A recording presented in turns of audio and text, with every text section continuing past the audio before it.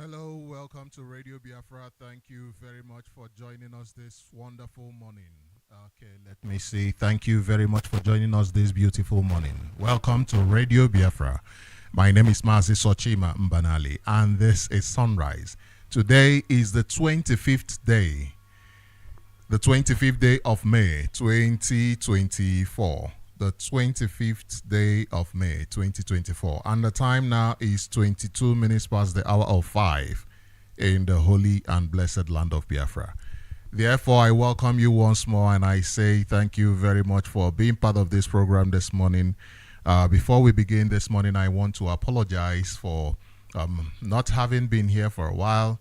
I had some challenges, some health challenges, and the doctor made sure that I was unable to be here. But I've been given a clear bill of health, so I can be here. I can speak and communicate with you, and it is an honor. It is a privilege to be here, just like it is always an absolute privilege to be here every morning from 5 to 7 a.m. Biafra time.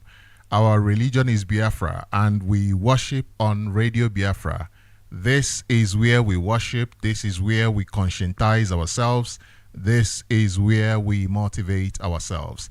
Let me see if we are live on Facebook. I think so. Yes, we are live on Facebook, and we are also live on YouTube. Yes, we are live on these various platforms. And once more, I say thank you very much. It has been a crazy time, isn't it? It has been a very crazy time, and I've been saying to myself, oh, there is a lot happening and there is a lot to say. There is a lot happening, there is a lot to say, but one thing you can be sure of is that the time to have that conversation is not gone. The time to have that conversation is still now. Remember, Onyenduma Nnamdi Kanu was in court the other day, a few days ago. And then he reiterated the same thing, the same point, the same standpoint of IPOB, the same standpoint that he has been on, the same. He reiterated the same thing. He said, you know what, there is not going to be anything like a trial. He reiterated the same thing he's been saying, that he is not going to go through trial. He is not going to subject himself through such abuse. You know, Nigeria is an abusive country, a place where nothing really matters. People don't have there is no value for human life. There is absolutely no value for human life.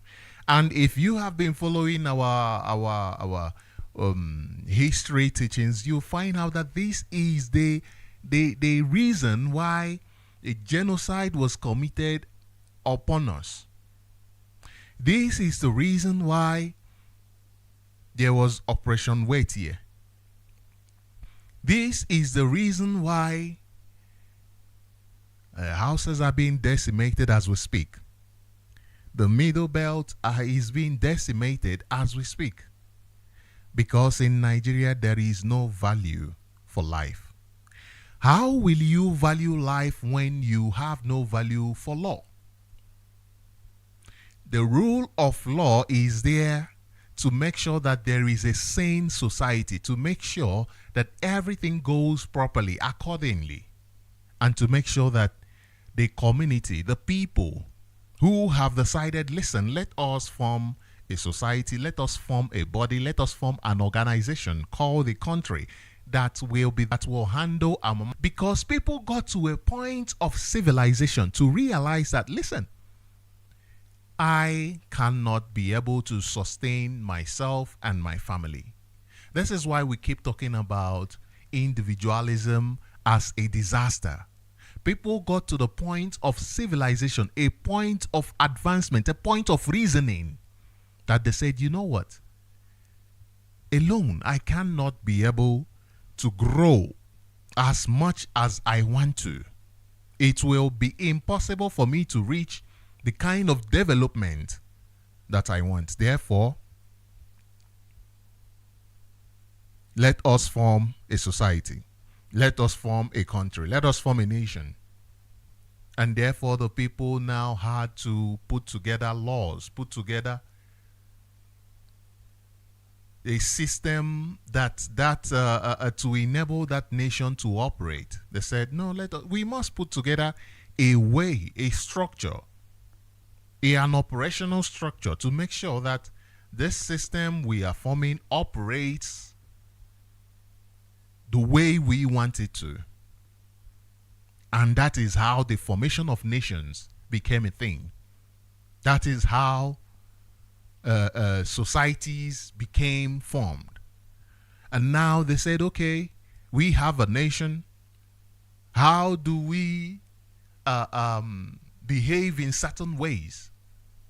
What are the laws?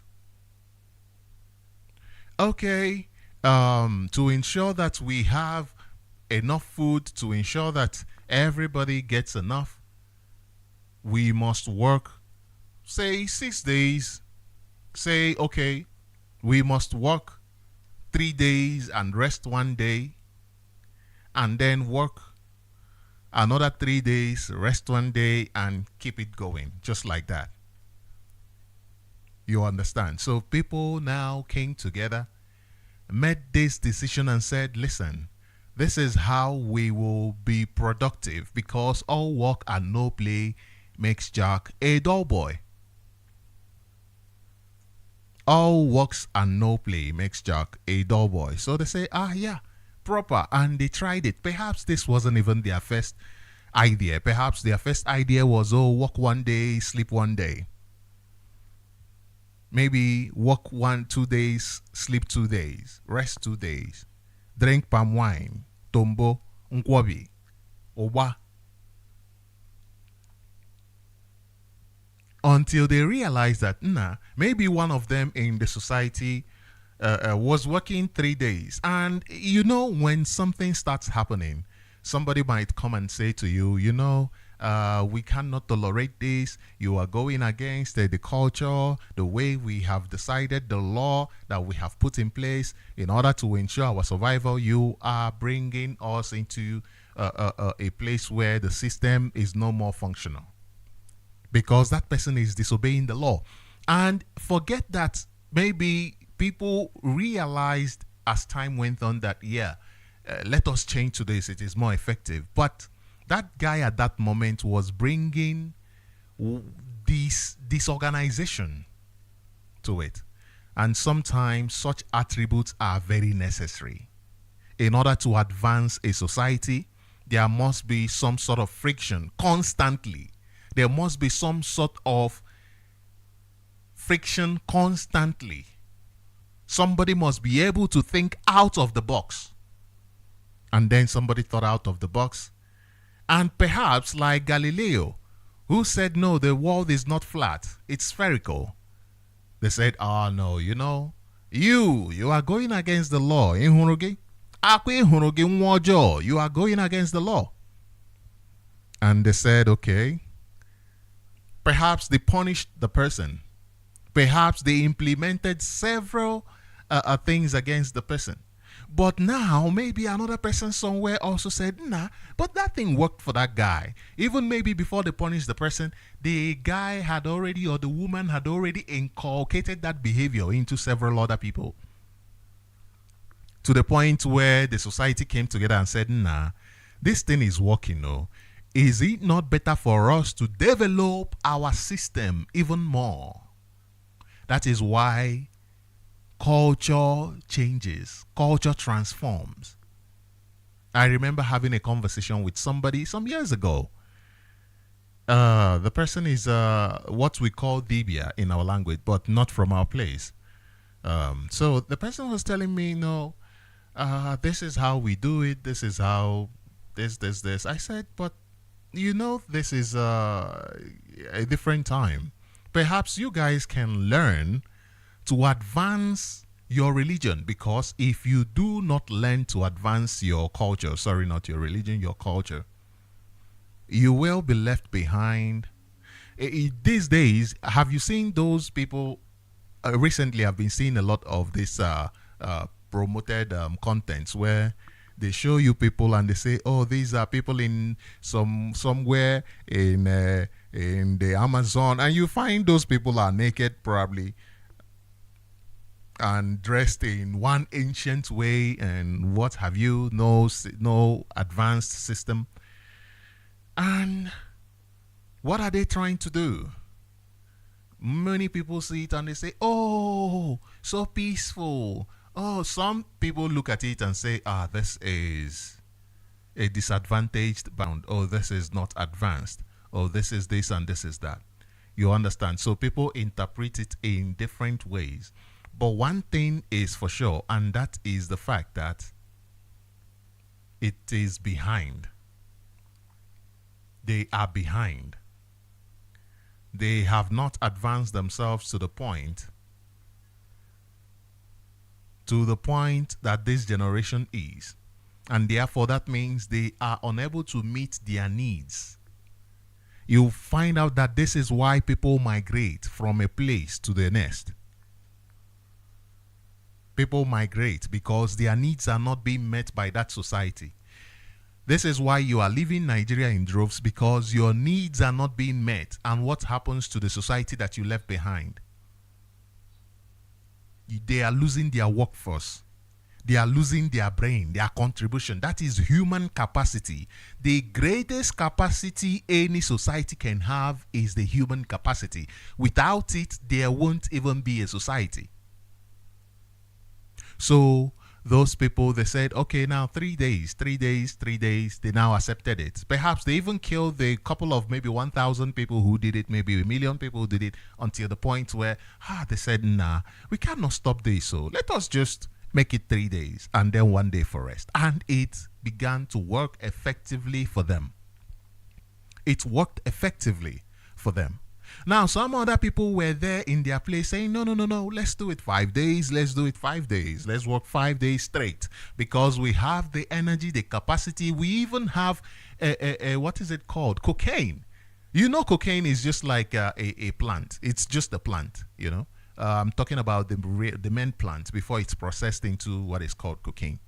So now they say, oh, we even have all these things. I mean, people are, it's like, perhaps then it was like their culture, the way people snuff, the way some people in their culture use marijuana. I'm just saying, perhaps we are going through, I'm trying to paint a picture here. So follow me. So they said, no, let's do 5 days. Let's do 5 days rest on 2 days. 1 day we use it just to rest. The next day we use it for our social activities, social cultural activities. Let's just let's just do it 5 days. And then they advanced the society to that point. They advanced it to that point. So that is how society functions. But guess something have you seen something that is common with all of this? One thing that is common, it is law. There is great need for law. In as much as you can advance the law, in as much as that law is prone to review, you must review that law from time to time, because people, human beings, advance. Your phone, when you buy your phone, you see that constantly your phone will send you messages and say, update, that this particular technology is now out of date. Update. You now press update and you update the software. What makes your phone function? What makes your phone really become a phone? Because without the software, your phone would just be one other blank, useless thing.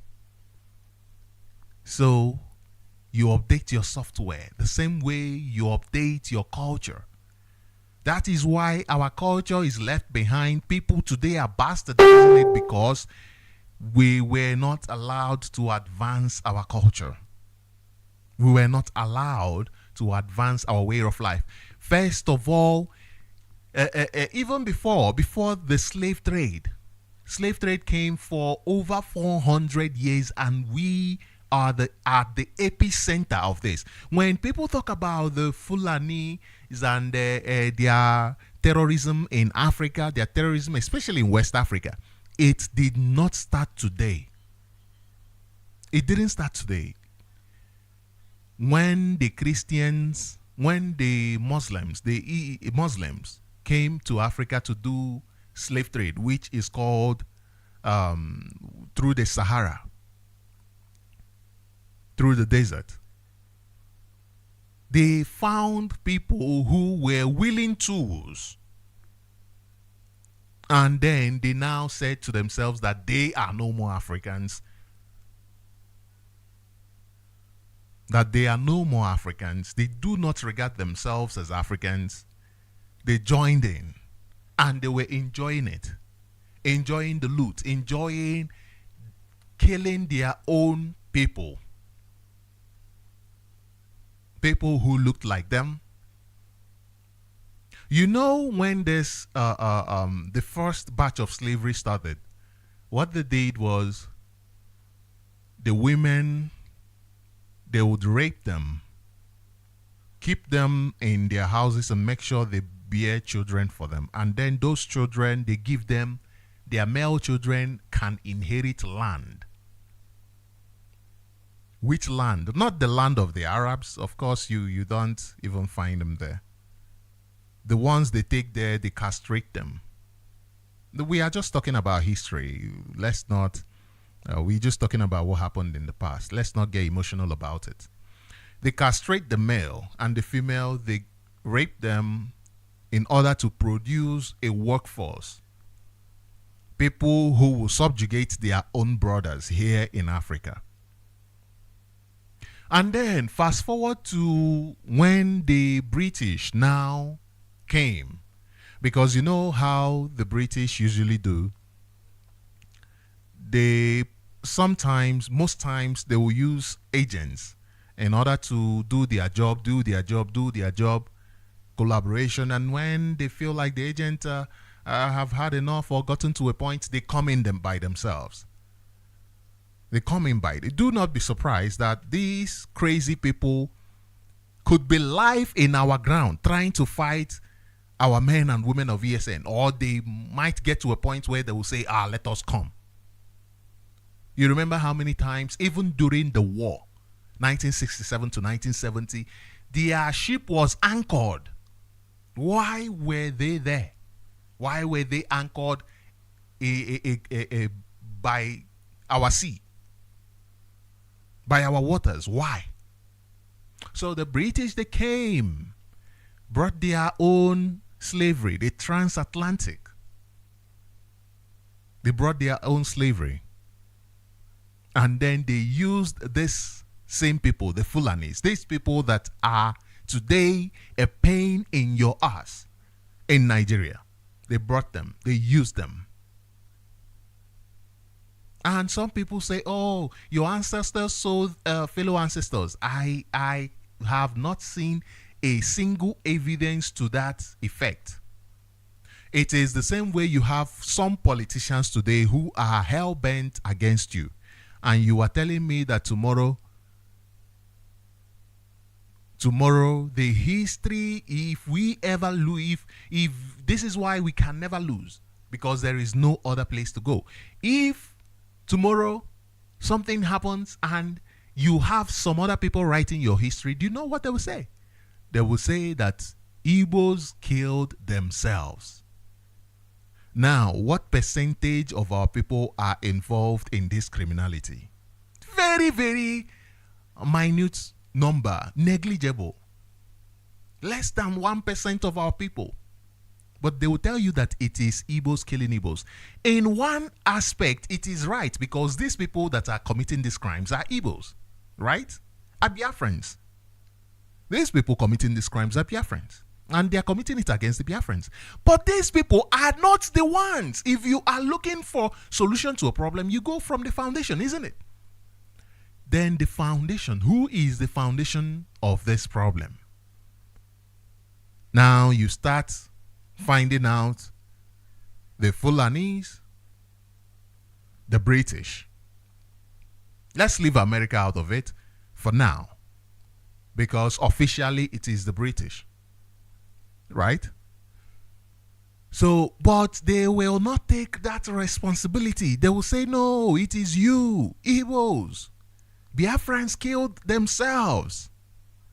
They will not tell you that they were Fulani terrorists who invaded the land, who were in the forest, killing our people, making sure we don't go to the farms.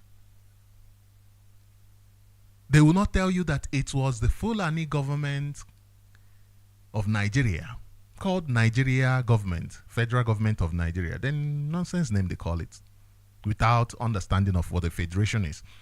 They'll tell you, no, it is forgetting that it is the Fulani government of Nigeria who went to Kenya, abducted Mazi Nnamdi Kanu, brought him into Nigeria with the backing of the British people. They won't bring all these people together. They will tell you, no, it is our people.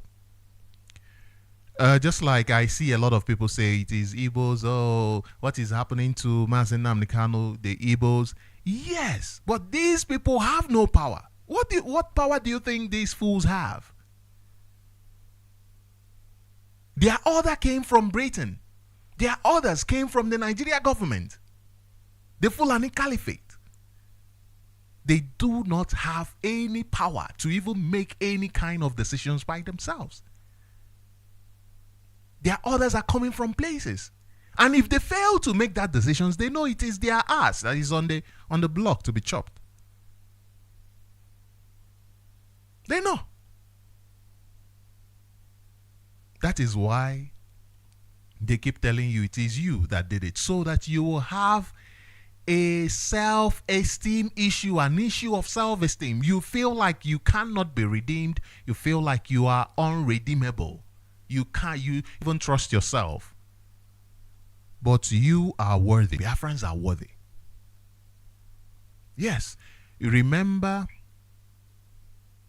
that these things are all aimed at lawlessness. When slavery was going on, they were raiding different villages, causing lawlessness. The same thing the Nigeria army is doing today is the same thing Nigeria army did during the slavery. Then they weren't called Nigeria army. They were the soldiers of the enslavers. They would go to villages, raid the villages. The same thing they are doing now, going to villages, raiding villages, like they did at Oklahoma, burning down villages with arms. Today, the same style, the same way. This is what they are still doing. The same way they kidnapped, what's his name?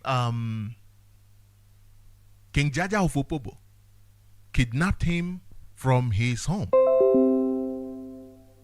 The same kidnapping process, Mazi Nnamdi Kanu. Is it not the same? Lawlessness. They make sure that they promulgate things that brings lawlessness. Lawlessness. And so Mazi said it right from the beginning, that he cannot be tried in a state that has shown lawlessness. From the big, he said it as soon. Okay, what's the stand of IPOB? IPOB said there is lawlessness in Nigeria. The courts cannot guarantee lawfulness, cannot guarantee the law. It is evident. It is not as a matter of debate. It is not as a matter of, oh, let the court try and fix things. No. Nigeria courts cannot fix things, because if they can fix things, then they will release Mazi Nnamdi Kanu without trial, just like their appeal court said, because they committed a crime against him, and therefore their law says they cannot benefit from that crime. So if they want to fix things, they must start from there. And I was surprised that this man, now let's go there for a bit. Barrister Aloy Ejimako, I am surprised at his should I even say I'm surprised? Am I really surprised? A bit, yes, I am. The inconsistencies, yes, I am surprised. I thought he would stick to what he stood for, which is trying to what should I say? trying to criminalize IPOB, because when you go through his statements before, you find out that that was his plan, to criminalize IPOB. The same thing Nigeria government was doing. Now he came to the point of now forcing himself as the representative of Onyendu. Okay, fine, all well and good. You're a lawyer. Okay, do your job. Now he has left his job to Onyendu. You see what your enemies are doing. They want to bring you out and leave you on the way so that you become confused, so that you become what's the word? What's the word I'm looking for? Oyibondia. When they bring you out and leave you on the road, one, you become confused. Two, you become depressed. Three, you give up.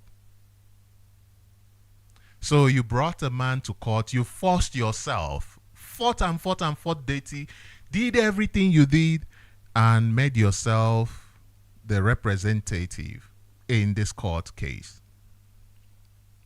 You were there all along. You were giving your opinion all along. Even the extraordinary rendition, you came out gun blazing, saying, you know, I was the one, Mr. Extraordinary rendition. Oh, Mr. Extraordinary. He was even giving himself that name, Mr. Extraordinary rendition. You fought. You got what you fought for, and you threw it away. Like trash, you threw it away. And if not that Onyendu Nnamdi Kanu was preparing himself for such eventuality, what would have been what would have been the output? What would have IPOB, or let's say Mazi Nnamdi Kanu, shown to the world in court that day? I'm not even saying about the output of the court process. I'm saying what would have he shown the world on that day? That, oh, this man does not even know what he's talking about. He let his client to be the one standing and speaking up for himself, therefore making himself useless. Therefore, what was he trying to? I have no more thing to do. And he was even happy, tweeting, oh, I gave Mazi Nnamdi Kanu the opportunity to be heard in court. You see, some people, lawyers, I don't even understand how a lawyer could reason like somebody who is not a lawyer, or somebody who doesn't even know law. In court, are you not supposed to be the voice of Mazi Nnamdi Kanu in court? So you gave up your voice, you gave up your place. Is that what you are saying? You have given up your place? You have given up what you fought for all this time? Oh, those who do not want Mazi Nnamdi Kanu's voice to be heard. If we wanted his voice to be heard in court, why then were you employed? Why then do you go to court with lawyers? Why? If you want, oh, you have this beautiful voice, Olugogele, you want, then why do you go to court and engage a lawyer? Go there and represent yourself, even when your state is against the law of the state. For instance, you say, nah, my voice is wonderful, wonderful, wonderful. It does miracles. Like your pastors tell you that your voice, oh, their voice do miracles. They make their eyes like they want to die. You know, when somebody is trying to die, their eyes are rolled up and the rest of them, and they do like that, and they make some stupid noises like and people are scared. Hey, hey, hey.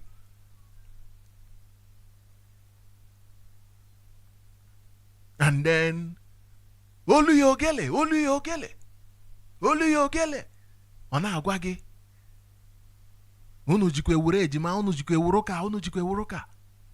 People are listening. People are paying attention to what they are not even supposed to pay attention to. Oh, court. That was what he brought to the court. And he had the guts to tell IP. It's like this man, honestly. Shameless, honestly, shameless. I even said the other time that, so far he has shown that he is not willing to do the job. But now, and I even said that he should at least try. He still has opportunity to maybe he felt remorse and what have you, and maybe he said, okay, let me try and see what I can do to perhaps redeem myself a bit. But we can see that that is not the case. There is no redemption. I guess there is no redemption in death. Is there? There is no redemption in death. There are people who are walking, but they already dead, because they are not productive. They are not productive. Rather, they are only causing problems. Looking for problems to cause. Where to cause problems. So Onyendu made it clear that the stand of IPOB is his stand.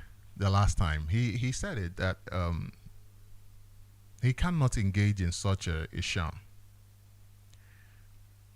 And then this man came and started talking about let me remember that phrase he used. The phrase he used, he spoke about fair trial. How can you even talk about this man? I don't know. I don't know where he gets all this nonsense from. You should be talking about there should be no trial, not fair trial. What is fair with what is fair with having a man that you kidnapped in Nigeria to begin with, having him in court to even begin with, not to talk of trial? What is fair about? How do you even put fair hearing there? There shouldn't be any hearing, pump and plain, not fair or unfair. No, that should not even come into question. And I'll go one before I go two. Fair or unfair should not even come into question. There should be no trial, pump and plain. That is what the law of Nigeria says, and that is how it is. On a fair trial, which means, oh, okay, maybe if Nigeria does this, maybe if they release Onyendu to the DSS, from the DSS to the prison, maybe, or maybe, nonsense. And let me tell you why this type of script is being written. Let me tell you why. They jump into two from one. That type of script where they jump into two from one. The reason is they give you options. They open up your mind to other options. Instead of your mind being that, nah, there is not going to be any trial whatsoever, they give you options of, okay, let us kama ewum nacho mjiga henwete amebu briodo, so that bail.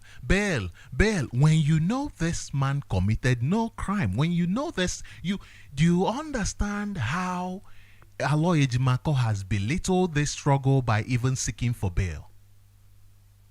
Let me ask him and others who are pretending to love Onyendu more than Biafrans. Did Onyendu not know what he's involved in when he was waking up Biafrans? Did he not know what he was waking up Biafrans to?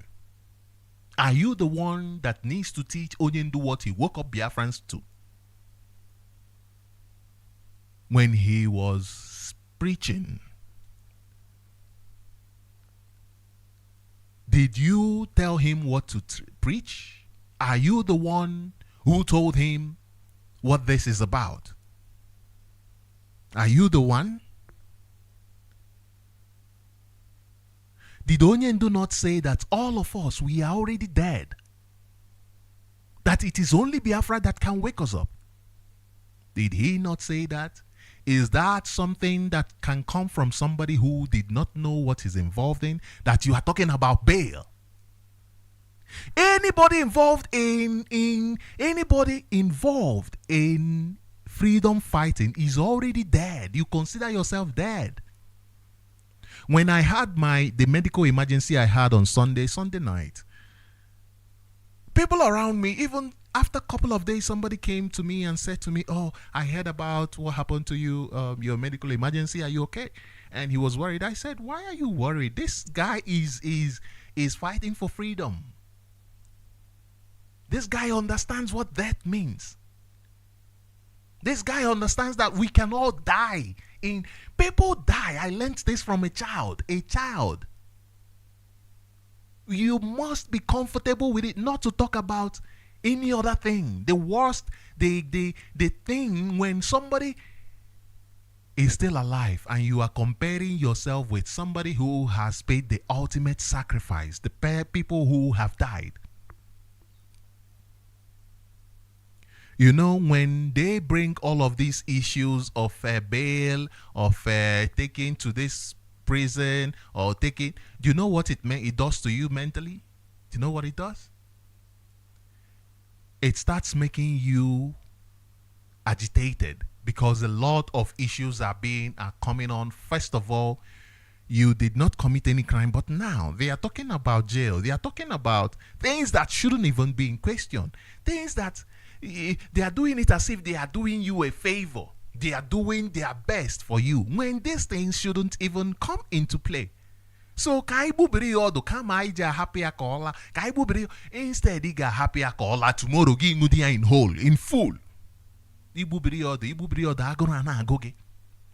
It will do nothing for you. Before na hochele anoko ehu na mgbe abụbara ahụ ya na-apụla the fats nọ n'ọdụ ya na-apụla ihu na-enwe ihe fọrọ.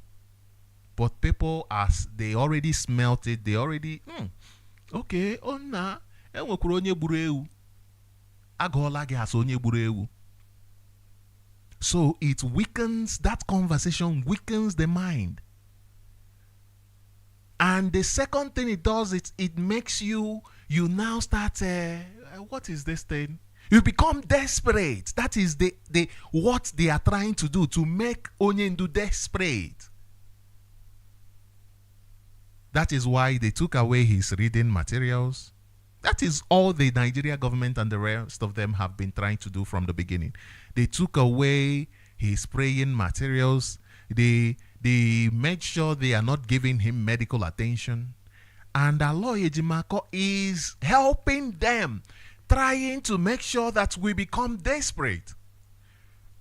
I've said here before, even if I went to somebody to campaign for help towards a program IPOB was hosting, and the person now confirmed to me, no, that he is part of Ohaneze. Is it Ohaneze Ndibo?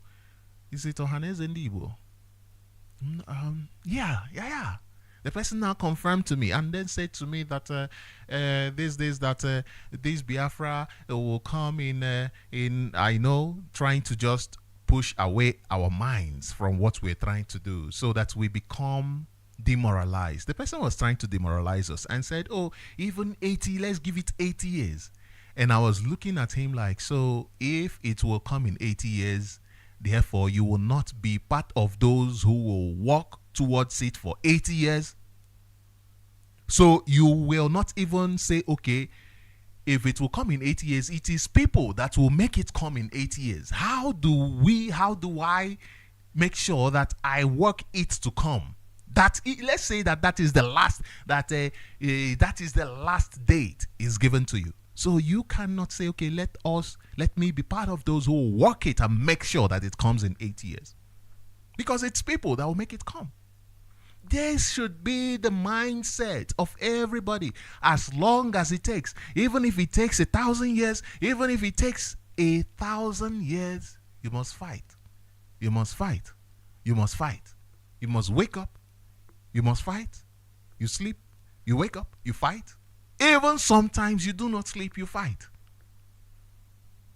Some days ago, I said to my doctor, no, I need to be here. I need to work in the morning. He said, no. She said, no, you can't work in the morning. You have to take your rest. If not, I said, no, but I need to. Even on Facebook, I've not been on Facebook. So I see this period as a time of sleep. And I wake up, I go to work. The same way you are doing. The same way ESN is constantly doing. Every single day, these men and women, they left everything behind. They said, even if it will take 100 years, we have left everything behind. We are ready to make the sacrifice. The same way Onyinduma Nnamdi left everything behind and said, I am ready for any sacrifice. And they are trying to make him desperate, trying to make us desperate. Oh, give him this one now. Oh, give him this one now. Oh, call Undiao so that they will come and speak for us. To make you desperate. You do not even see the strength that you have. Some people will come and tell you, oh, I am angry. Oh, this made me angry. Nah. You remember when our lawyer was giving us information about people who said they are angry because of religious conversation that was being had on the radio. And because of that, they might say, oh, we are not going to do this work again for their own liberation or the liberation of some people. You think that conversation is more important than freedom of people, then you do not understand why God created man. He created man not for religion, but for freedom. That is why the most important part of a man's body part is the brain. That is why God gave man brain, so that we can think on our own individually. Even though you are twins, even though you are conjoined, conjoined, those twins that are joined to each other. Even though you are conjoined twins, as long as you have two brains, you can even have one head, I've seen with one head, but two brains. You think differently. That is how it works. That is how it works. Therefore, the most important thing God gave to man is freedom. That is why the devil, anybody taking away your freedom like the Fulanis, is worse than the devil. If there is any character of the devil, that person is worse, because that person is the opposite of life. That is why the British government, they are shameless in what they are doing. That is why these people who are hell-bent on stamping on your freedom are shameless about what they do. They have come to accept that this is who they are, this is their nature.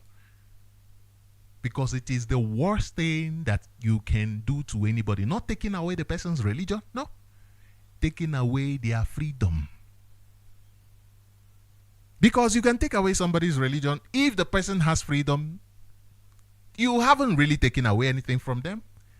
They will just decide, no, we are going back. This is how I want to live. This is how I want to live my life. This is the kind of ideology that I want to rule my life. I want it to rule the life of my children. I've said here before, it doesn't even matter what people say. My children will not go to church like every Sunday the way I was raised. I was raised in such a way that every Sunday we'll have to go to church. They won't have to be subjected to that. They will go if they want to. Because they must understand that it is a social gathering. It is not a place to see God. God is already in you. God is already in your neighbor. God is already all around us.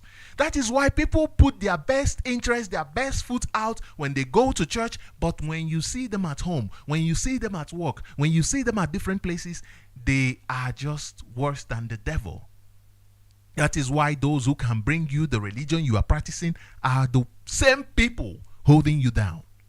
Because they know this is just a social gathering. When you go on Sunday, when you go on Wednesday, you are just going for a social gathering. Just a social gathering.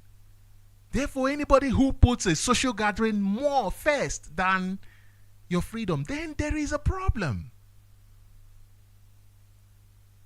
Then there is, these little things are there to shift our minds from what is real. And when our minds are shifted from what is real, we have conflicting ideas. Conflicting ideas are there to make us feel desperate.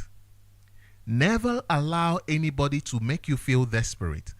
This is what abusive people do. They put you in places where you feel desperate. You feel like, oh, these our lawyers are not working for me. They are not doing enough for me. Oh, therefore, I need you. I need you, Aloy Ejimako. I need you. Without you, I can't do anything. This is how they make you feel, so that you become desperate. You want them.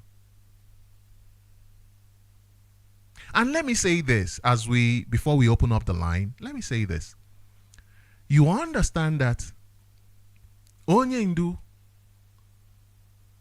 by the grace of Chukwu Abiyama, is being used, was used to waken us up, to awake us to our responsibilities. Onyendu is still being used to take us to that promised land, to give us that promised land. Even Onyendu himself said, if Biafrans like, we should even pray for him to die. Biafrans said, no, we do not want that. We don't. We want you there with us, so that when we are looking at you, our heart is merry. We do not want, when we have our freedom, we think of you, we feel sore in our heart. We feel sore in our minds. We feel, this prophet, how did we not save this prophet? We want to do everything we can in order to keep you, because you woke us up. You are more, you matter to us more than, Biafrans have said it, more than millions and millions of Biafrans. That is the importance, that is the level of importance that Biafrans have for Onyendu. And that is what Biafrans said.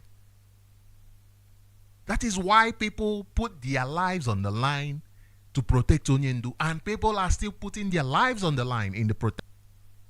That is why.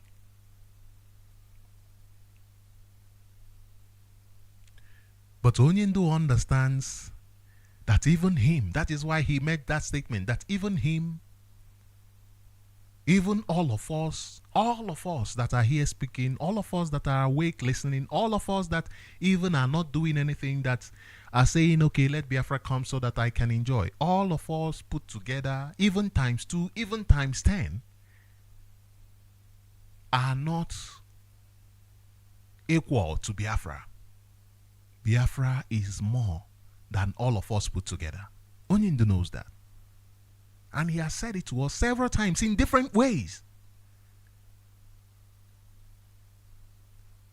In different ways. Therefore, we must do everything we can to protect those who understand this idea, who are highly committed to this idea. Anybody who understands that Biafra is the goal, you must do everything possible to protect such people that are willing to give their lives, because they understand that their lives are worth nothing compared to Biafra. We must do everything we can. So in this state, instead of you to feel, oh, things are not going the way I want them to go, therefore, I feel so bad. I feel, yes, it's okay. It's okay. Feel bad. It's okay. It's okay. There's nothing wrong with feeling bad. That's why you have chemicals running through your body. That is why the chemicals run from your stomach to your brains. That is why the chemicals are there for you to feel good, for you to feel bad. Feel bad. It's okay. But is it good for you to dwell on it? No, it's not. It's really not. It's really not. It's not good for you to dwell on something that is just a feeling. Onyendu has taught us that feeling is just, it comes, it goes. But it's here in the mind. Onyendu said now is the time to tap into that place, the mind. Tap into it. This is the time that we have now. This is where we are now. Do not let anybody with their sophisticated sophisticated ways to make you feel like hey, all hope is lost, or hey, nah, no. The harder it is, the sweeter it is. Yotara. The harder it is, the sweeter it is. And everything has two sides. Everything good must have bad. As you are feeling the joy, you must also understand that, open up your mind to feeling the pain. If it doesn't come the same, sometimes pain comes the same with joy. As you are feeling the joy, the pain, you are seeing the pain right there as the same time you're feeling it. And sometimes it comes after. And a few times it comes before. And right now it is coming before. This is one of those few times that pain comes before. This is one of those few times that pain comes before the good feeling, the wonderful feeling, the feeling that you cannot describe, the awesomeness, the wholeness. Have you ever, it reminds me of this story of the Bible where he talked about Jesus saying to somebody, go to the water, dip yourself in, come out, and you feel whole. And the person came out and felt whole. And the person ran around even when he's being told, listen, do not tell anybody about this. Do not tell anybody. I'm talking about most of these people who miracles were performed according to the story, like the blind man and the rest of them, went on telling people that, oh, this is what happened. Why? Because the person felt whole. Do you know why? When you feel whole, the kind of joy that you have is a joy you cannot explain. It is because you cannot explain it, you cannot contain it. What you can't explain, you cannot contain. What you can't explain, you cannot handle. Therefore, these people were unable to handle their joy. Therefore, they ran around telling people, oh, look at, in as much as this person said, do not tell anybody. Maybe I'm just passing through this city. I don't even want to spend up to a day in this city. I'm just passing. If you now tell people, hey, the plans I have will become messed up because I healed you. So tomorrow I might see somebody that is sick and say, okay, let me not give you medication. Let me not, because if I do, you go and bring 1,000 people. And it will stop me from the place where perhaps there are 2,000 or there are 10,000 people, or I can raise people that will be healing people. What I'm saying is, basically, when freedom comes, the way you will feel, you cannot even, you are trying to imagine it now. How do you imagine something you've never felt before? And how do you think you can handle something you've never felt before? Therefore, we must soldier on. And Aloy Ejimakor must caution himself. Honestly, he must caution himself. He must caution himself. Onyendu has already said it, that he stands with the stance of IPOB. Therefore, he must caution himself and not subject this man to such ridicule. He must caution himself and stop subjecting Biafrans to ridicule. Because if you are talking about fair trial, the release of the leader of the indigenous people of Biafra, that is the first step to first trial. If not, then there is nothing like any fair trial. I have already said that fair trial is just doesn't make sense when it comes to Nigeria. And somebody was not abducted, extraordinary rendition, which you are claiming that, oh, I was the one who brought it in. You cannot talk about fair trial. You cannot even talking about trial, not to talk about fair trial. In such a case, fair trial can only be used in a context where somebody was properly, legally brought into a place of trial. Then you talk about fair trial. You talk about the character of the people trying him. You cannot be talking about the character of the trial process when the way he was brought in is unlawful. You cannot even be talking about that process of, I don't know if the things I have in mind, I don't know how to really bring it out. I don't know, honestly. If you are following, I don't know if you are following what I mean. Okay, let me try to put it here simply before I open up the line. You cannot talk about fair trial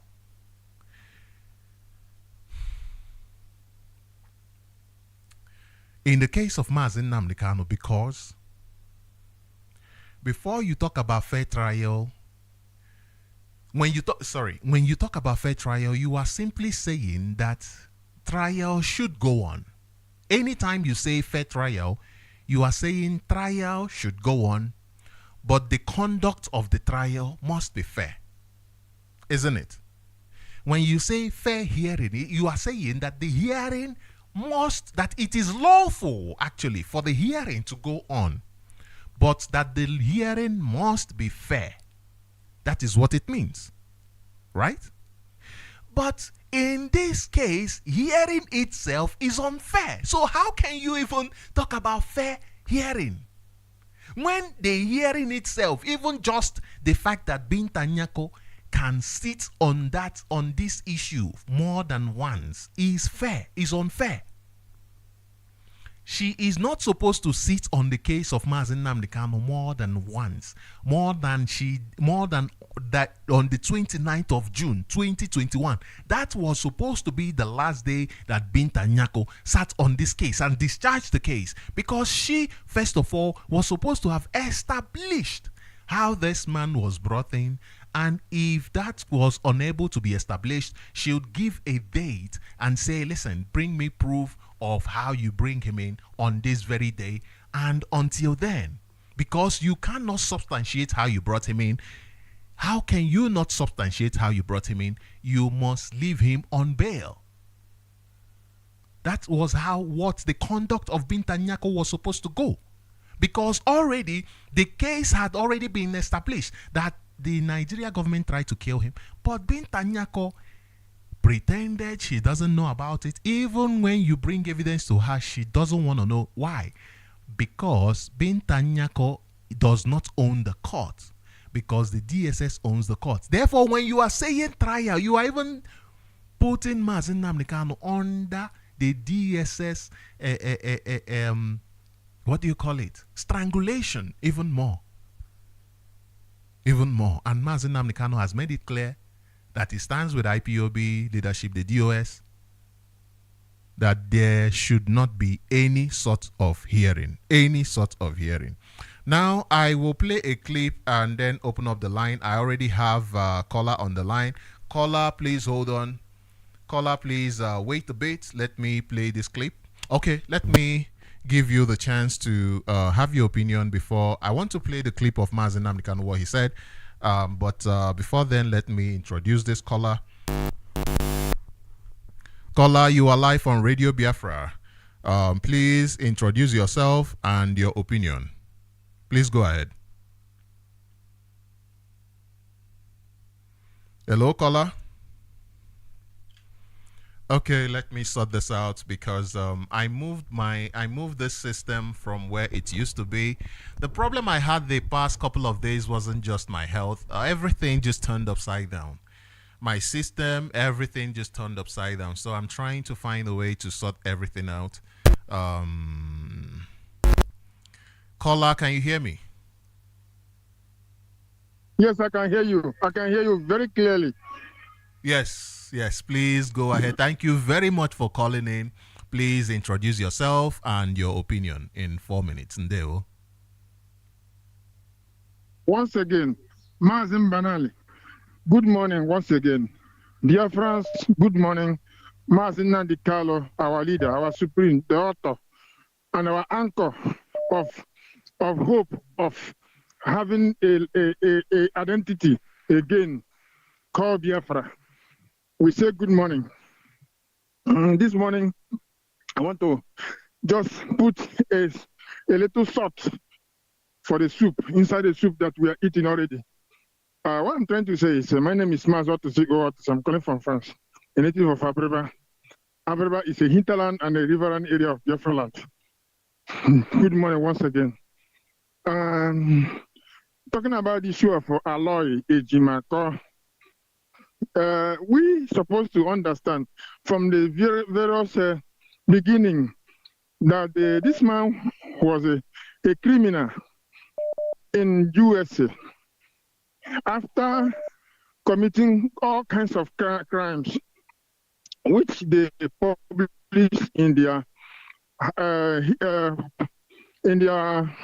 public hall, and they put it as a seed that this man is bound to step inside the American soil because of the kind of crime which he have committed, and he has no right to enter that practice law again as a lawyer, as a barrister.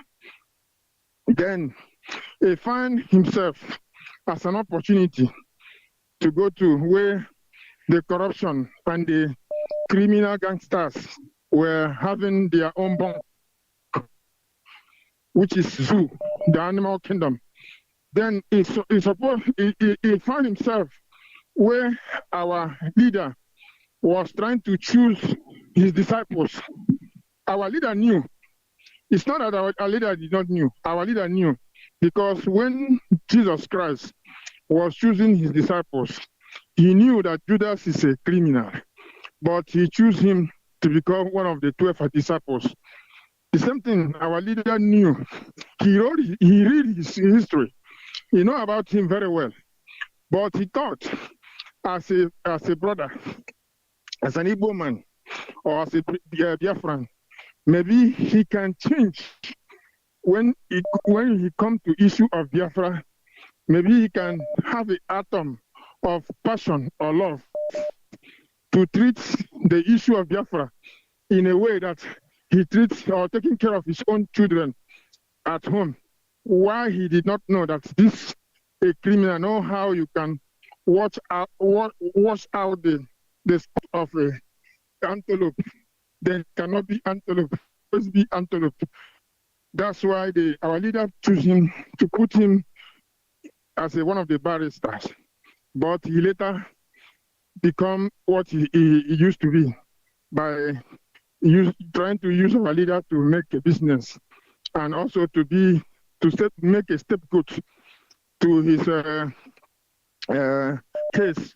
What I'm trying to say is, we have knew, and our leader have proved the Biafra, that the Aloy Ejimako is not a lawyer that we're supposed to trust. Rather, we need to avoid him, even though he accepted it, because he know when someone is inside the dungeon, know how you can persuaded him or trying to tell him something. He would decided to say no, because he knew that he's inside the dungeon, where he cannot make any move. Rather, what only thing he can say is, yes, go ahead, go and do it, because it's not a place that he can decide what he can choose, he can point it, or he can move around. That's why in the issue of Aloy Ejimako, it's not the issue that we're supposed to discuss here in our platform, but because of it become echo, that's why we discuss it, because we have caused damages to us, and that's why we need to discuss it in able to correct that damages and the SECs that have caused to us for tomorrow. If such thing trying to happen again, then we can use Aloy Ejimako's issue to correct the SSCs. Yeah. That's why I'm trying to say we need to be careful for such thing not to happen again. All hail Biafra. All hail Biafra. Thank you very much for that. Thank you very much. It's something we must talk about, because it's really affecting us. Like he said,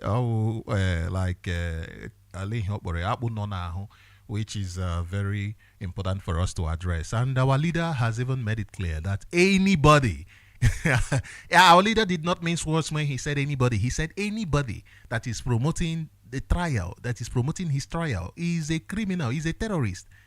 Our leader did not mince words. And where does that leave Aloy Ejimako himself? because he is promoting the trial. He cannot say he's not promoting it. He's promoting it, but he's asking for fair trial. And our leader is saying trial. Our leader is not. Our leader is saying anybody promoting trial, not to talk of fair trial, he's a terrorist. And where does that leave him? I have a caller on the line, Maaze Otuto Omande. Well, welcome to Radio Biafra. Please introduce yourself and your opinion. Ndewo. Good morning, Maaze. It's Sochima Mbanali. Is still Maaze Chibu on the line. I greet all sincere and clear heart Biafrans around the globe. And my humble salute to our able leaders in the US and all the rest of the regions. I salute our leader, a man that have taught us how to become bold before our enemies, not by saying it, but in action. There is none we can get. That's why we are doing everything humanly possible to make sure that what our leader started, we must accomplish it with our blood. I always say that. Biafrans our leader is proving everything to us. I just want to make Biafrans to understand one thing. Mazi Nnamdi Kanu just come to say the pace for us. He's not here to come and bring Biafra. If we understand that. Mazi Nnamdi Kanu didn't come to Nigeria, or he went into dungeon so that he will go and sign Biafra and come to us. No. He's destroying every barriers that is holding us not to get Biafra. But it's not when he's destroying, we are not marching forward. They will still rebuild it, and we cannot cross it. So every difficulties that you see on the way, he exposes it, he destroys it, and he asks us to march forward. Like I do, onye ndu Mazi Nnamdi Kanu, onye ndu. Maybe let me use Igbo language. Ọ bụrụ na onye toru n'obodo, those ndị too na obodo. Ọ bụrụ na gị na nna gị so na-aga ugbo, o nwere ihe anyị na-akpọ imo. Ọ bịa o were osisi, ọ na-etiche data imo ahụ, sị gị na-abịa, so that you will not be soaked, because before na-eruo n'ugbo ahụ, tupu na-eruo n'ugbo ahụ, oyi nwere ike ịbago gị ahụ. Ị ma nlụ ụzọ ọrụ ikwesịrị ịrụrụ ya. Onye a bụ ihe Maazị Nnamdi Kanu na-eme. O ji osisi ahụ na-akọpụ ihe niile ji anyị, ọ na-akọpụ ihe anyị na-ada afụ, na-emepere anyị anya. Mana ọ bụrụ na ị mara ihe, ị nwee ike wee were uche gị na-agụ eze gị ọnụ, maka Maazị Nnamdi Kanu ha etikwere onye nzuzu. O nwere ihe ọ ga-agwa gị n'ọnụ, nwee ihe ọ ga-eji style wee mepee anya gị, gosi gị ya ahụ, gbachizie gị nkịtị ka ọ mara ihe ị ga-eme. That is what he's doing. His last court appearance, he destroyed many barriers for us and exposed everything to us. He's not bothered of himself. I don't know why I don't know in Africa. Maazị Nnamdi Kanu is not bothered of anything concerning himself. He's just bothered about us and the future. So Biafrans, it's for us to use our own brain. Especially in the nne ha nọ nso. Let me put it that way. O nwere anya nne gị ga-ene gị, ịma ma ọsị gị binie si ebe afọ. O nwere anya ọ ga-ene gị, ịma ma ọsị gị nwa bụ nwaanyị chịkọnata ụkwụ gị. O nwere anya ọ ga-ene gị, ịma ma ọgwa gị nwa bụ nwoke, ngwa jee rie nri, ọ na ya achọghị ka ị gaa ebe dị otu a. He will not speak to you. Nwee nke ọ ga-abụ were ụra, ọ bụrụ na ọ na meeting ka a na-eme n'ọgbọ, nna ga-ebinite were ụra nwa gị. Can you just start quarreling at your father? No. Ị ga-eji brain ma na o nwere ihe your father chọrọ iwepụrụ gị. Ọ abata n'ụlọ ọchị gị makwa eme ya jụ ya maa gị ụra. Na gị na-ene shine ịghọta. Ọ ma na ịbụ nwa ma ihe. So we Biafrans should understand that Maazị Nnamdi Kanu is doing a very marvelous work for us. And we should understand that he's doing everything to make us understand the type of people around him, the type of powers holding him, the people that is right and people that is okay. So we Biafrans should stand up in any form and shape to make sure that our generation do not suffer what we are suffering now. I always say it, and I keep on saying it in my last statement. ọ bụkwara na ọbara anyị ka anyị ga-eji weta Biafra when the time comes. I am not left behind. Bunch of group belong so that we go and fight once. Like as the Bible recorded, Nehemiah said, we are going to rebuild the walls of Jerusalem. As they are building, they are holding weapons. Now we don't care. Whatever it takes us, let us do it once and for all. As I'm talking here, I'm being angry because I don't hold anything. I'm sorry, but I know when the time comes, we will do the needful. Thank you very much. Thank you very much, Mazi. I appreciate that. Is very profound. Thank you very much. Yeah. What he said just took me to the statement by Onyendu Mazi Nnamdi Kanu. Very, very profound. And honestly, we are learning. You know, if you have not at this point learned how to manage your emotions, first of all, then I don't think you've been in this process long enough. I don't think you've been in this process long enough. So he has taught us how to, first of all, manage our emotions, how to see the people who... The last caller said something that really struck me. He said he's showing us the people who are holding him, the powers behind. And if you look at the history of what we've gone through, you find out that their modus operandi, the way they operate, is still the same. Still the same process, still the same. And perhaps one of these days, we will have to look into that. Maybe one of these days we'll look into their processes before and today, how it is today. The same thing they did in the past, abductions, when they feel like we cannot win these people, they go and abduct them. The same process where, okay, for instance, what's his name? King Jaja of Opobo that I referenced earlier on, and some other kings of the riverine area. Then, how they were judged, they did not even care about the court. They did not, even people who had no right to be judging them, were the ones judging them. One of these days we'll talk about it. Mazi Desmond, Ndewo Otutoma, you're welcome to Radio Biafra. Please introduce yourself and your opinion. Ndewo. Mazi Sochima, Mbanali, Ndewo Chineke. Good morning to you. Good morning to Biafrans all over the world, IPOB family, and our great leader, His Excellency Mazi Nnamdi Kanu. Good morning, sir, to you from here. Yes, Mazi Sochima, you are welcome back. Good to have you back. We thank God for your health and everything, and we continue to pray for constant health in our lives as we continue in this journey, that of our families who are also supporting us. Chineke, Mazi Sochima, I'm going to just make a very brief analysis this morning because I don't want to. Before I do that, let me first of all give out this announcement to IPOB in Italy from IPOB, Italy National Body, as directed by the IPOB National Coordinator of Italy. And it's just about our May 30th.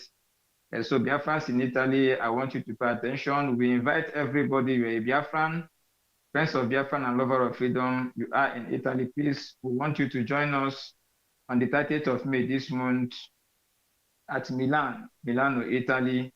Am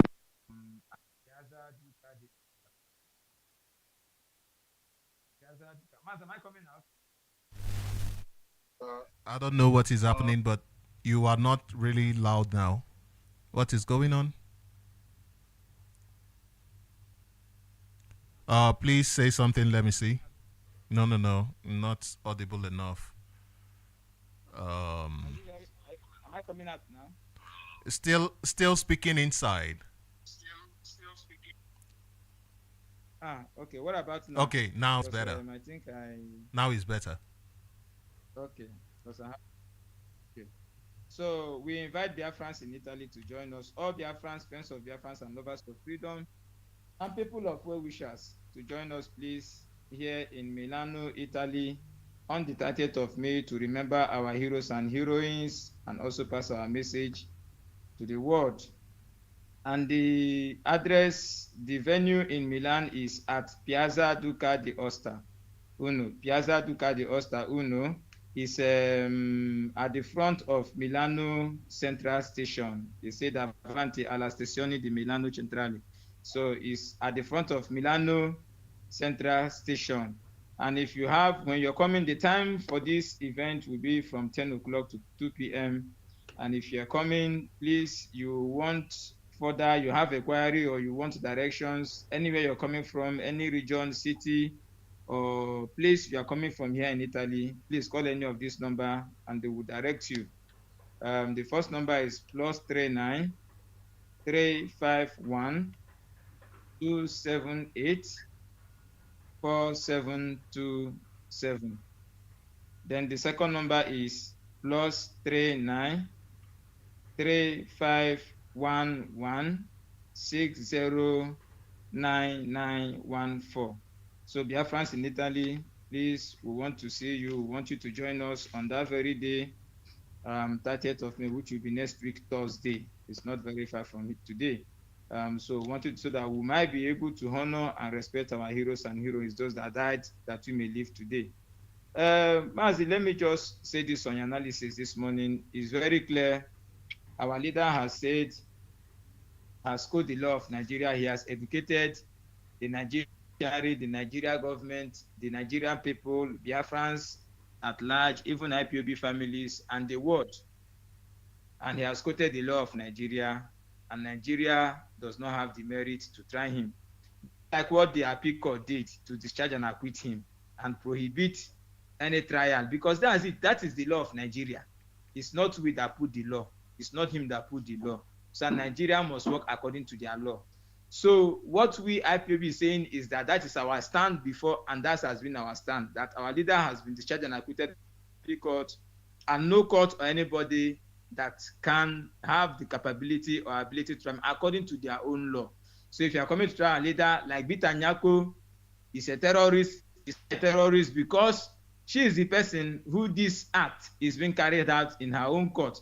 And her court is committing the act of terrorism, and she herself is the terrorist and the federal government lawyers. And we've told Bita Nyako to excuse herself from this case in order for justice to prevail. You can't tell lawyers to go back to appeal court because the judgment of the appeal court have not yet been obeyed by the Nigeria government. And even the Supreme Court has said that our leader house was invaded and they came to kill our leader, and our leader survived, as said by our leader.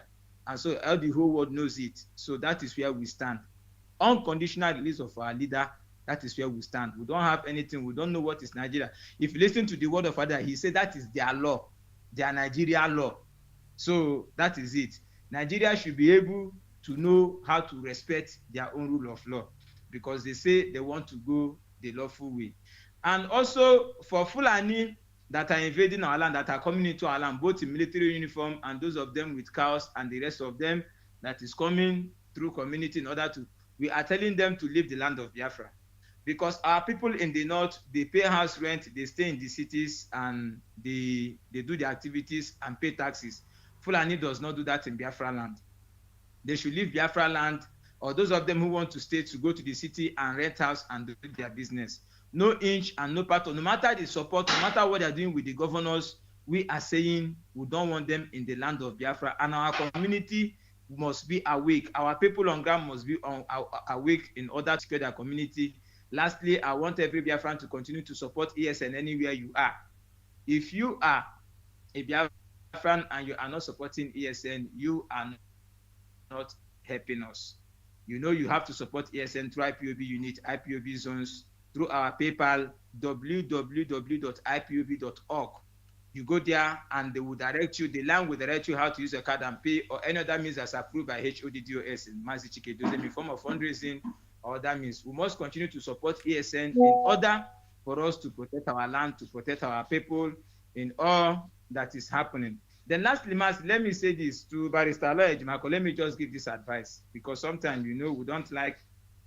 Our leader's wife came on air and he said he advised them to face the release of our leader and forget about online tantrums, comments, and all those things, because he doesn't know what he's saying. It's like the man, common sense. They say some people say it's not common. It's like that because when you come out and you say you give Mazi Nnamdi the kind of opportunity to speak, I don't know what you are insulting the whole Biafrans. You insult IPOB the Kanu without knowing. Are you telling us that Mazi Nnamdi Kanu is being tied to say, or he cannot speak till you come now and then you take over the case? Is that what you're telling us? What Mazi Nnamdi Kanu say he wants Biafra land to remain peaceful and calm? When did he say that? Are you in charge when he said that? So sometimes some people don't know what they will say and they will get people anger. People are trying to adjust and see to, like our leader wife said, we should respect the position of our leader. Our leader, take him. Let us put it that way. So we respect that. But he should also know what to say that will get people angry. So this is here where we check on Agba. Onyo Blamano will talk is people at their own lane. You should face the case, as our leader wife advised him. Face that case and ensure the release of it. That's all. Nobody have time for that. But the stupidity of these people, I don't understand. So that's my advice to him. He should take this. This is not a joking matter. This is not online. It's a very serious issue here. So I encourage Biafrans to remain resolute and take your directive from DOS. We must remain disciplined until we achieve victory. And we are free, then we can do what we want to do in the land of Biafra. Mazi Sochima Mbanali, Elohim bless you from here. Thank you very much, Mazi Desmond. I appreciate you. Thank you very much for a wonderful contribution this morning. Ndewo. I want to remind you, Biafrans, that Mazi Chinasaworu will be here on Radio Biafra on the 30th of May, 2024. Is this on the 28th of May, 2024, and he will be discussing about why Biafra land must be under lock and key. Why Biafra land must be under lock and key on the 30th of May, 2024. But he'll be here on Tuesday, 28th of May, 2024. I just want to remind you that. And I have another caller on the line. Caller, you are live on Radio Biafra. Ototo Omamaze, please go ahead, introduce yourself and your opinion. Mazi Sochima, Udo Chineke. You are welcome back. You know, we are human. Sometimes some things we come up to show us that we are human. You are welcome. Great Biafrans. Udo Chukwu Kukabia Madurendi Hamana Dema. My name is Mazi Obase Ejikeme. I'm calling from blessed land of Biafra. Biafra is our number one religion. On this Harrow platform is where we worship. Eze Chukwu Kukabiama, the God of our land, the God of our ancestors, is our chi. Mazi Nnamdi Okuchukwu Kanu Hamadike, one of Biafra land, is our leader. Nobody can take him away from us. They may be hearing him trying to destroy IPOB, but we are here. Nobody will determine our future anymore. They have tried it from day one, trying to suppress Igbo people, but we said no this time around. We are remembered the people who died for us to continue living in this land, because Fulani terrorists and evil British who created them told them that, are we going to give you the power to hold these people down? Don't allow them to lies. But now, the Okudova now, Umuchineke. If you're IPOB, make sure that you are happy, doing your good work. Don't run away from them. Okudova and Nigeria and every British, no. We are not moving an inch. We can never give them a space again to continue destroying our future. Great Biafrans, you know, when we talk about our leader, Mazi Nnamdi Kanu, nobody should thinking, because some of us who call ourselves, who just join Christianity, because Christianity is the first thing that they are introducing in our land. Assuming is a Muslim, is a Islam that first came to in our land. All of us will be a Muslim. That is for sure. But now we are Christian. And the people telling us that somebody came and died for us. And from the one of one Nigeria, we're still dying. They are still killing us. Nobody's saying anything. We are telling them that our leader, they cannot defeat us. They can kill us. Starting from 2015 till today, they are killing us, but we are here. As far as our brother have been shelled because of this name, they can never force us to believe in one Nigeria anymore. Our leaders made it open that anybody, he said it, he does not, our mind now, naked.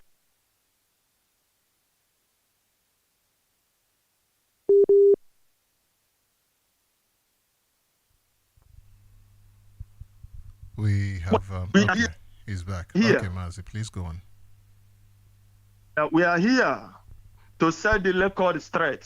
As far as we have somebody like Mazi Nnamdi Kanu,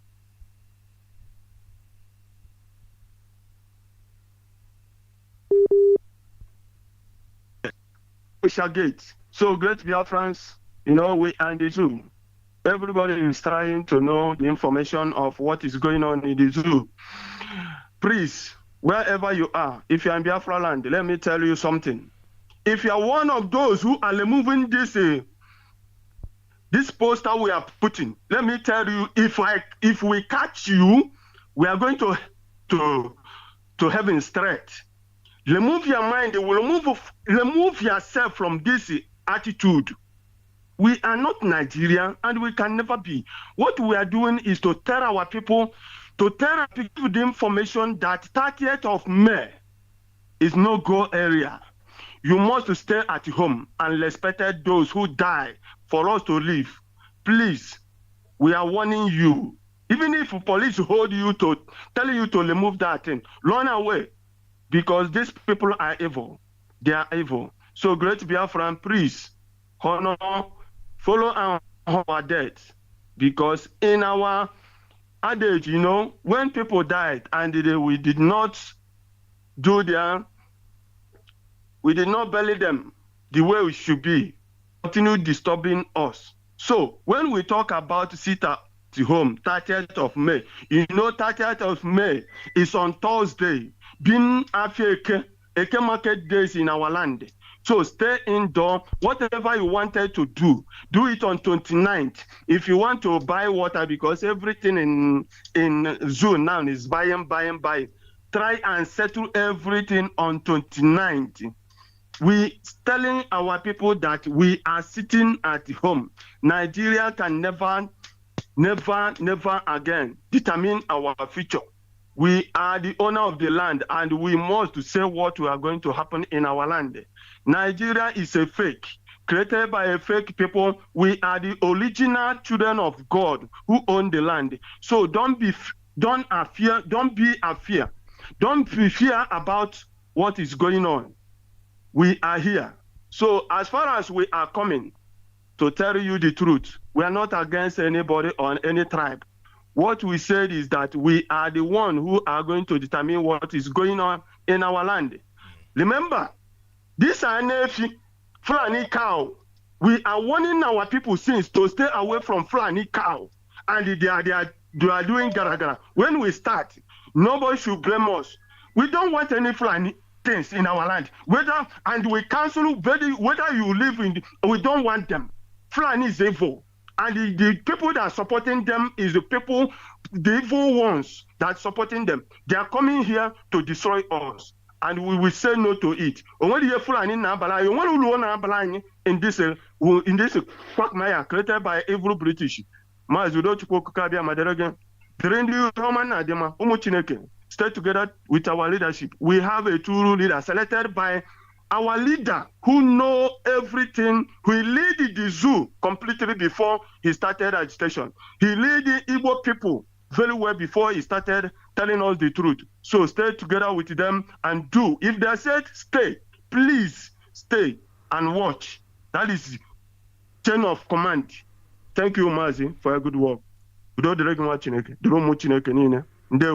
Ndewo. Thank you very much, Mazi. This is where we'll bring this program to an end. I will play the voice of Onyendu Mazi Nnamdi Kanu, what he said in court.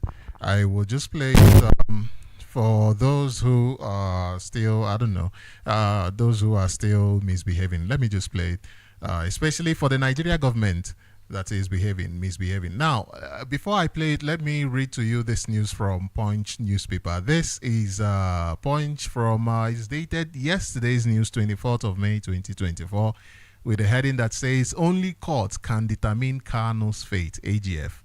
Now, this headline clearly shows you that the Nigeria government is hell-bent on their lawlessness. They are not interested in their law. This is the Attorney General of the Federation.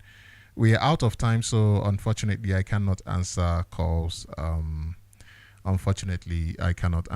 Let me just read this, and this program will come to an end. It says, the Attorney General of the Federation and Minister of Justice, Lateef Fagbemi-San, on Friday disclosed that the charges preferred against the detained leader of the indigenous people of Biafra, Nnamdi Kanu, can only be determined by the court. Now, the same court that their law says Mazi Nnamdi Kanu should not even be tried in. That is who the AGF is telling. That is where the AGF is telling you the case will be determined. Whereas the Constitution of Nigeria says that Mazi Nnamdi Kanu should not be tried in their court. Now, tell me, who is this AGF working for? Is he working for Nigerians or is he working for Britain? Is he working for Nigerians? Because if he's working for Nigerians, his responsibility will be to uphold the law of Nigeria. Now, let's go back to the story I told you earlier on about a situation where civilization people are forming laws in order to guard the way they do things in their society. Now, think of it. Somebody who decided, and he's in charge, in authority, and decided, okay, I'm not going to go according to the law, the Constitution, and then will be using a department of the state in order to try to legitimize his refusal to obey the Constitution.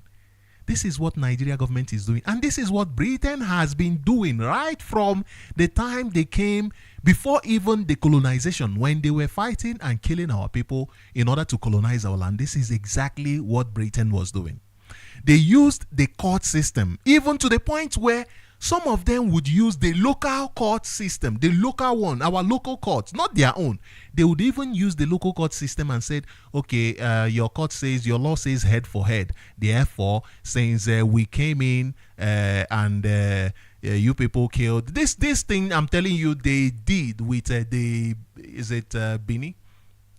Is it with Bini? They said, oh, since we came and some of our people, some of the white people that died because of that will also kill your people, because one of the leaders of that, they call it expedition of coming to take over your land died. Therefore, we will also kill your leader, the king.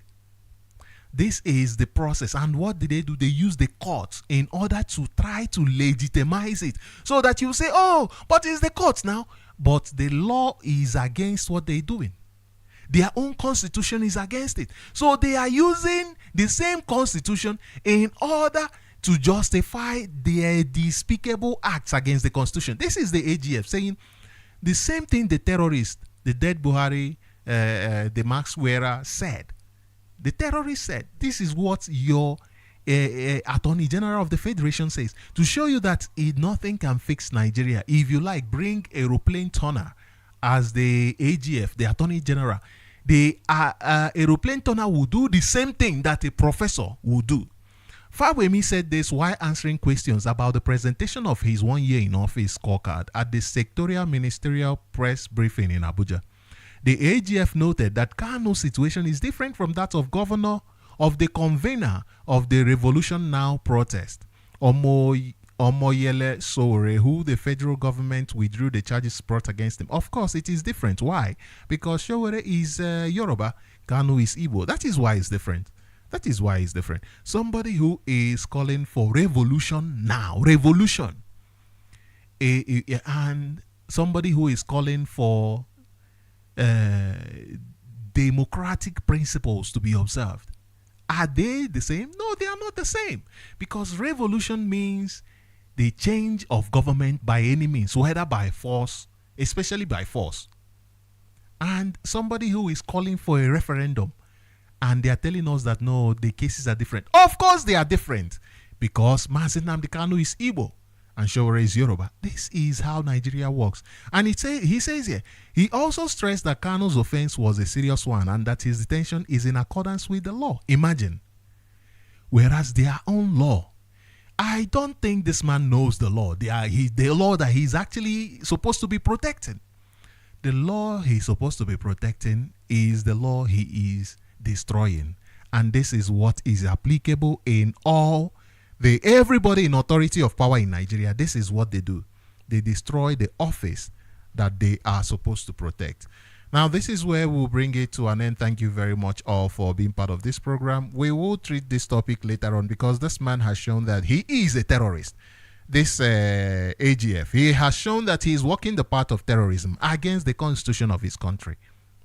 Someone who's supposed to protect the constitution of his country, working against it. What is that? Is that not terrorism according to the law of Nigeria? It is. The same way they treat terrorists, giving them money, giving them whatever they want, recruiting them into the different departments. That's how they recruited this man to terrorize Nigerians. Now let's listen to Onyendu Mazi Nnamdi Kanu and do have a wonderful day. Remember, we'll be here from 5 to 7 daily. This is Sunrise on Radio Biafra. Ndewon. Prohibition and Protection Act says that will not be tried in Nigeria. That's the law of Nigeria. Anybody standing in trial or coming to try me is a terrorist. That's what you're saying. Section what, sir? Section 2, subsection 3F of Terrorism Prevention and Prohibition Act. That's what it says. Any court is going to find you. It's very clear. You cannot violate a peace and Nigeria enter the and then come to try that very person is not going anywhere. So you must be aware of that. So that is why there is all these ridiculous delays. That is what Supreme Court said. I did not jump in. My role was invaded. They came to kill me and I survived. They came to Kenya to kidnap me, brought me back to this country and seeking to try me, which the law says cannot happen. You cannot violate a treaty that has not entered into, and then you hope to stand on that illegality to conduct a trial is not done anywhere in the world. I was in my case. Nobody had, there's no exception. No exception whatsoever. That's what the law says. Section 12 of the Constitution, what does it say? Any treaty that is had by Nigeria becomes law. It's law. You cannot change it. It doesn't matter what they do. All these realities is just no work. You understand? Not with me. I believe in justice and fairness. That's all.